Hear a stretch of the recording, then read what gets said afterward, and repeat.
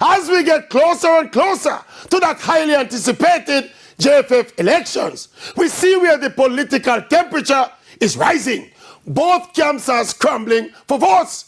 Hastily formed groups, even suspicions of fraudulent signatures being attached to documents. The latest thing we're hearing is that the entire fiasco with the reggae girls and the Federation was designed and executed by one camp to take down the other camp.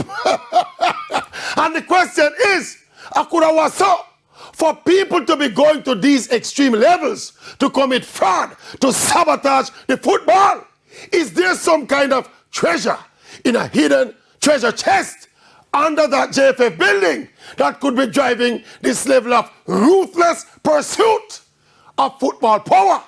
And with all the shenanigans taking place on both sides, my biggest concern as a fan and supporter of Jamaican football is that this supposedly expanded voter pool with 56 fraternity votes is no less tribal, cliquish, and crony dominated than it was when it was just 14 parishes that voted. Think about these things.